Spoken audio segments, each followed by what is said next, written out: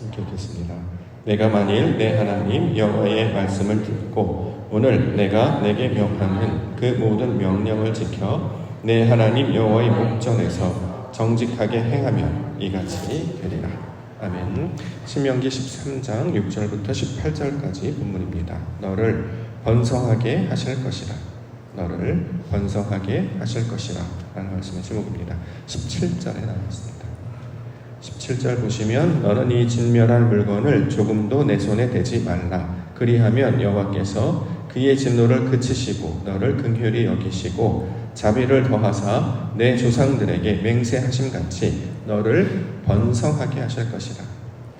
자, 번성하게 한다라는 말씀 주고 있는데요. 번성한다. 우리말로 이제 풀이해서 이해하면 많아지는 것, 늘어나는 것, 커지는 것, 이런 것들을 우리가 보통 번성하다의 개념으로 이해하고 있죠. 여기서 말하는 이 번성하다의 의미는 단순히 어떤 숫자적인 증가, 양적인 증가를 나타내는 말이 되겠지만 그 본질적인 의미는 우리가 소위 말하는 배운 자 아닙니까?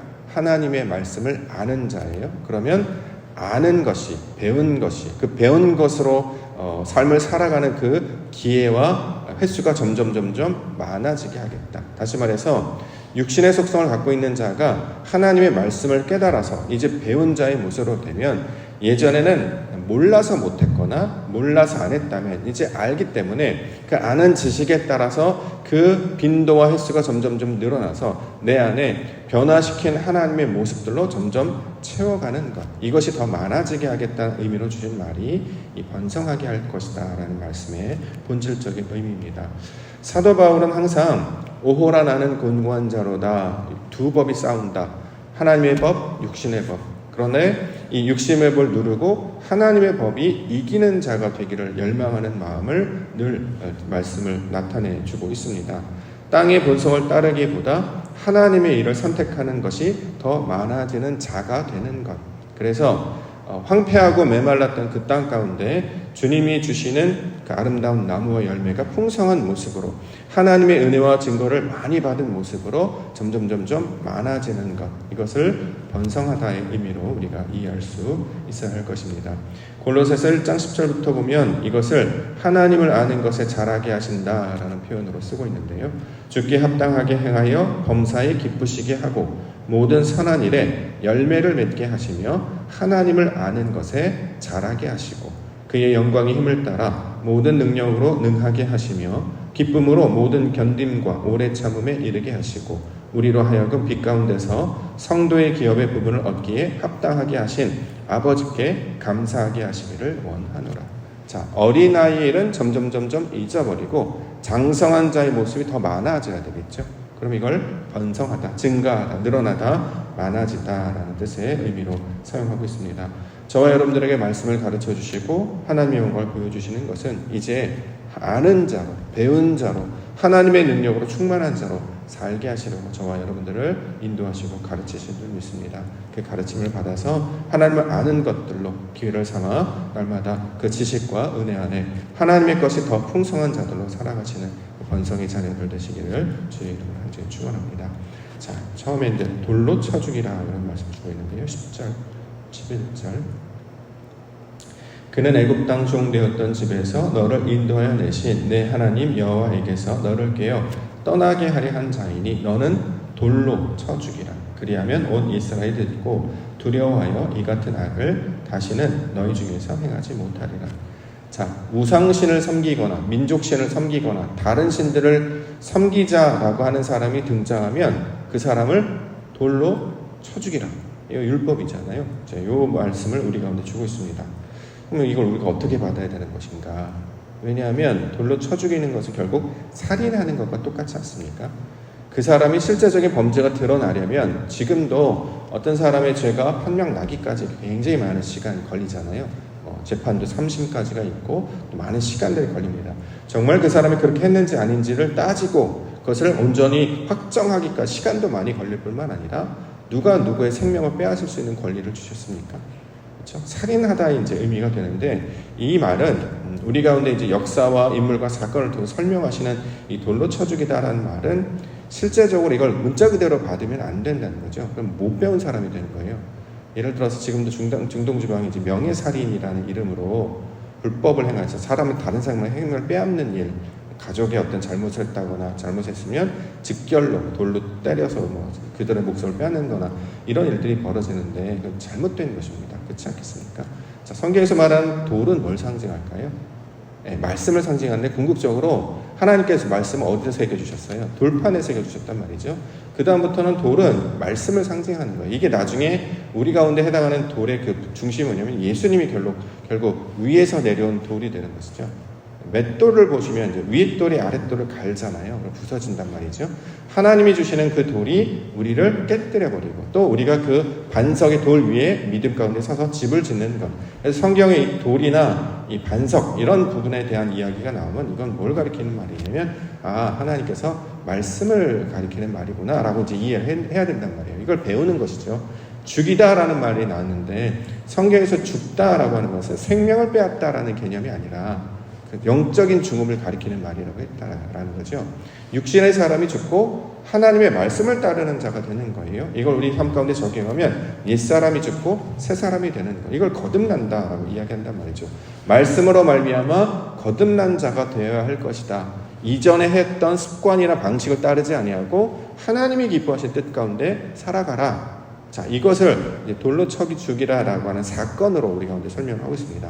이것을 이제 그 하나님의 의도와 뜻을 이해하지 못한다고 하면 그걸 마치 자신에게 어떤 권한을 부여한 것처럼 다른 사람을 심판할 수 있는 권한을 준 것처럼 이야기하는데 성경은 항상 하나님과 나와의 관계를 설명하고 있는 것입니다. 우리가 다른 사람에 대한 그들의 신앙이 어떤지, 그들이 잘잘못 어떠한지, 다른 민족이 어떠한지 그런 어떤 판단할 수 있는 권리는 우리에게 주시지 않았습니다. 자, 그렇기 때문에 그래서 돌로 쳐 죽이라라고 하는 것은 내가 하나님의 말씀을 아는 자임에도 불구하고 여전히 육신의 것들, 다른 것들을 붙잡고자 하는 마음이 생기거든 뭘로 다스리라? 말씀으로 다스리라는 뜻이에요. 그래야 영적인 회복이 일어나는 것이고, 자, 지금까지는 내가 하고 싶은 대로 했고 습관대로 했고 본성을 따라 했습니다. 근데 우리가 이제 더 이상 그렇게 살지 않잖아요.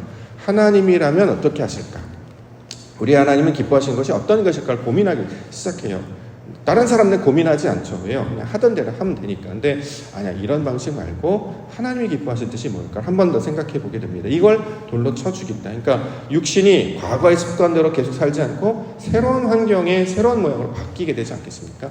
이걸 이제 성경에서는 죽다라고 번역을 그렇게 했는데 히브리어는 무트라고 발음을 하거든요. 이 무트가 뭐냐면 말씀으로 변화되다라는 뜻이고 이게 거듭나다입니다. 이걸 이제 헬라어로는 이제 사나토스, 발음하기 좀 어려운데 사나토스, 영적 죽음. 그러니까 육신의 본성을 따르지 아니하고 하나님의 뜻을 따르는 것, 말씀을 따르는 것. 자, 이것을 가리키고 있는 말입니다.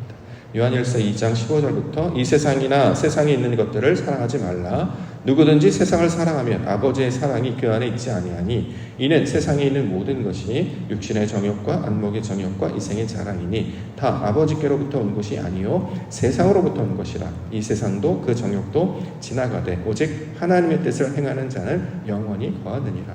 자, 아버지께서 온 거를 배우는 자가 아들이잖아요. 저와 여러분이 아들이 되면 아버지가 가르쳐준 대로 해야 된단 말이죠. 근데 아버지가 가르쳐준 대로 안 하고 자꾸 세상 방식을 따라가는 것. 자, 이것을 이제 옛사람, 우상을 섬기는 또는 이걸 다른 말로 간음하는 그런 말씀으로 우리 가운데 가르쳐주고 있습니다. 자, 이것들을 말씀으로 다스리라라는 말씀이 이 돌로 쳐 죽이다라는 것입니다.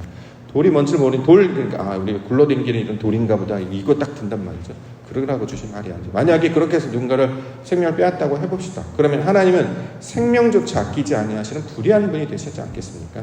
그 사람은 하나님께 맡기고 우리는 오히려 살인하지 말라라는 말씀을 율법적 개념으로 받았기 때문에 전체적인 뉘앙스가 무엇인지를 이해하지 못하면 지금도 우리가 이제 중동이나 이런 이스라엘이나 또는 이슬람 사람들의 안타까워하는 이유는 이 구약의 율법에 매여 있기 때문이죠. 그 의도가 뭔지를 이해하지 못하고 그냥 문자 그대로 배우게 되는 것. 자, 그렇기 때문에 신앙의 성장이 없게 된다는 것이죠. 실제적으로 변화와 성장을 하나님의 의도하신 바대로 우리가 깨달아 알아갈 때 그 말씀 우리에게 생명이 될 것이고 이처럼 육신의 것이 아니라 하나님의 말씀을 따르는구나. 그러면 내가 이겼잖아요.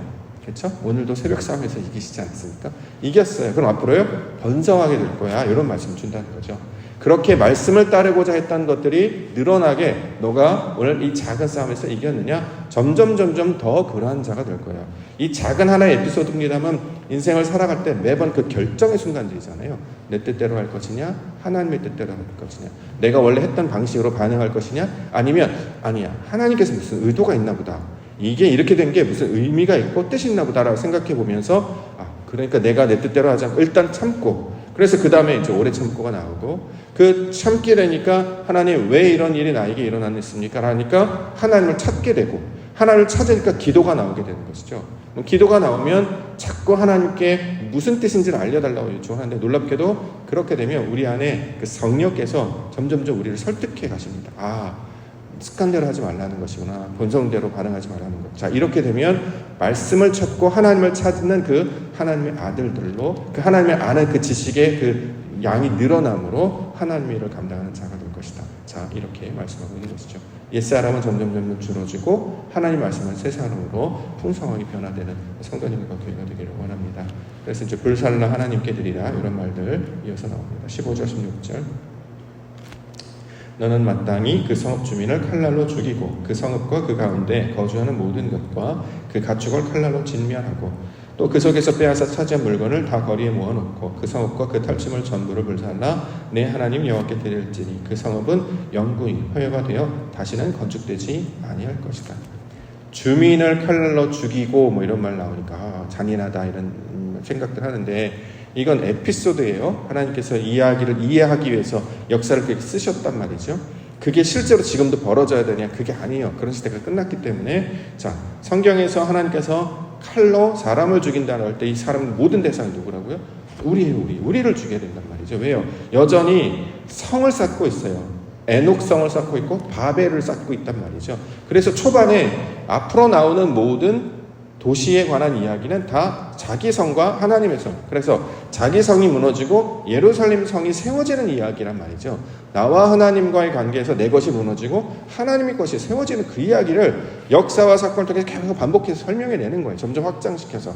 자, 그 이야기로 이야기한다면 여기서 지금 심판의 대상이 되는 것은 여전히 자신의 육신의 소욕과 정욕과 안목을 따라가는 그 옛사람을 가리키는 말로 이해할 수 있습니다. 그래서 뭘로 심판합니까? 칼로 심판을 하죠. 성경의 칼도 말씀을 상징한다고 했습니다. 히브리서 4장 12절. 하나님의 말씀은 살아있고 활력이 있어 좌우의 날선 어떤 검보다도 예리하여 혼과 영과 및 관절과 골수를 찔러 쪼개기까지 하며 또 마음의 생각과 뜻을 판단한다. 말씀의 속성이 우리의 옛 것들을 잘라내는, 끊어내는 그런 속성을 가지고 있기 때문에 그 칼날이 우리의 어떤 쓴뿌리들, 우리의 옛 습관들을 잘라내거나 거두어내지 않으면 여전히 그것이 우리의 올무가 되어서 우리의 발걸음 붙잡는 그 올무가 되어서 자꾸 우리를 넘어뜨리게 될 것이다. 그래서 그런 일이 벌어질 때 어떻게 해야 되느냐? 말씀으로 이겨낼 것을 우리 가운데 설명하고 있는 것입니다. 자, 말씀으로 이겨낼 걸 설명한다고 하면 우리 가운데 실수로 그 말씀이 육신이 찾아오신 그리스도 예수를 떠올리면 된단 말이죠. 그분이 어떻게 하셨는가? 그분이 마지막에 우리에게 보여주셨던 겟세마네 기도, 그게 정답입니다. 나의 뜻대로 마옵시고 아버지의 뜻대로 없어서 자기를 부인하고 십자가를 들고 쫓아가라. 내 것을 부정하고 하나님이 말씀하신 그것을 붙들고 나아가라. 지금 당장에는 실패하는 것 같이 보여도, 지금 당장에는 지는 것 같이 보여도 하나님의 방법을 선택했느냐? 그러면 놀랍게도 하나님의 영광을 보게 될 것이다. 자, 이렇게 이야기하고 있습니다. 반칙을 써서 1등한 사람보다 정직하게 살았던 그 꼴등이 사람들에게 박수를 받는 것처럼 하나님의 방식을 믿고 나아가면 세상으로 보면은 뭐 성과도 없는 것 같고 효과도 없는 것 같으나 점점점 우리의 변화의 그 내용은 속사람이 변화되는 것이기 때문에 눈에는 안 보인단 말이죠. 바람이 부는 것과 똑같아서 눈에는 보이지 않는데 점점 하나님의 열매 그것들이 맺어지게 됩니다. 그래서 시간이 돼서 그 하나님의 때가 됐을 때 열매가 되어서 하나님이 기뻐 받으실 그 번제, 그 11조, 그 그리스도 예수라고 하는 모습을 닮아 있으면 하나님께서 칭찬하는 것이고, 그게 없는 자들은 그렇죠? 쫓아내는 거죠. 밭과 어두운 데로 쫓아내게 되는 거예요. 그래서 거기서 뭐 합니까? 이를 갈죠. 왜 이를 가냐면 이가 없어요. 그걸 씹을 수 있는 능력이 없기 때문에 말씀을 줘도 그것이 무슨 뜻인지 모른단 말이에요. 그런데 하나님의 말씀을 경험했던 사람들은 이제 지각을 이용해서 우리에게 주셨던 이 감각적인 도구, 뭐 시각이나 청각이나 여러 가지 지식이나 이런 도구를 사용해서 하나님을 알게 되는 그 능력이 우리 가운데 나타나게 된다는 거죠. 그러면 세상을 해석할 때도 또 어떤 세상에 임하는 그 태도도 하나님을 아는 것으로 반응하는 자들로 나아가게 된다라는 것입니다. 마지막에 18절.